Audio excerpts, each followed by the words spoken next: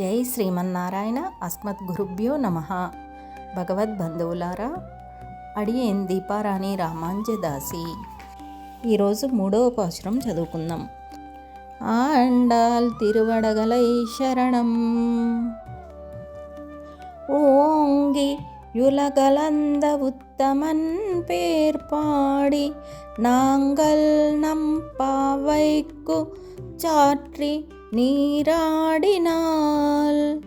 தீங்கின்றி நாடெல்லாம் திங்கள் மும்மாரி பெய்து ఓంగు పెరుంచెన్నే లూడు కయలుగల పూంగువలై పోదిల్ పోరివన్రు కన్పడుప్పా தேங்காதே புக்கிரஸ்து சீர்தமுலை பற்றி வாங்க குடும் நிறைக்கும் பல்லன் பெரும் பசுக்கள் நீங்காத செல்வம் நிறந்தே ஏலோரெம்பவாய். ఆండాల్ తిరువడగలై శరణం. ధనుర్మాస వ్రతం ఎంతో శుభప్రదమైనది. ఈ వ్రతము వలన వ్రతాన్ని ఆచరించిన వారికే కాక లోకమంతటికి ప్రయోజనం చేకూరుతుంది. ఇది ఇహపర సాధక వ్రతం.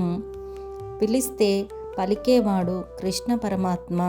విశేషంగా ఆరాధించిన వారికే కాక లోకానికి అంతటికీ కళ్యాణాన్ని కలిగించి శుభాలను చేకూర్చేవాడు అని వ్రతఫలాలను వివరిస్తోంది గోదాదేవి.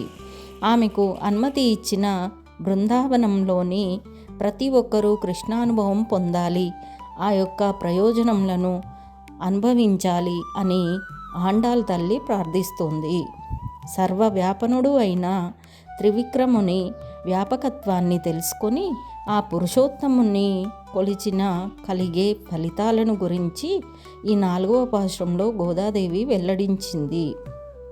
ఆ పరమాత్మని భక్తితో పూజించే శక్తియుక్తులు కావాలి.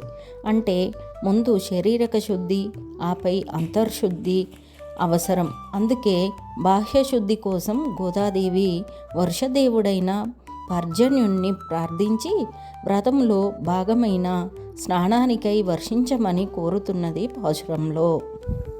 బలిచక్రవర్తి నుండి 3 దానాన్ని పొందిన ఆ శ్రీకృష్ణ పరమాత్మ అత్యంత ఆనందాన్ని పొంది ఆకాశమంతా ఎత్తుకెదిగి 3 లోకాలను కొలిచాడు. ఆ పరమానందమూర్తి దివ్య చరణాలను, అతని దివ్యనామాలను పాడి మార్గలి స్నానాన్ని ఆచరిస్తే దుర్భిక్షం అసలు కలగనే కలగదు. నెలకు 3 వర్షాలు కురుస్తాయి. పంటలన్నీ త్రివిక్రముని వలె ఆకాశమంతా ఎత్తుకెదిగి ఫలిస్తాయి.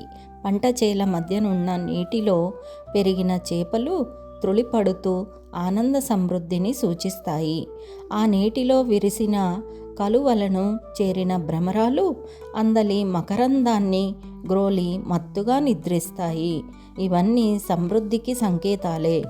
ఇక పాలు పితకడానికి గోవుల పొదుగులను తాకగానే కలసారు నిండేటట్లు క్షీరధారలు నిరంతరంగా కురుస్తాయి. ఇలా తరగని మహాదైశ్వర్యంతో లోకమంతా నిండిపోతుంది.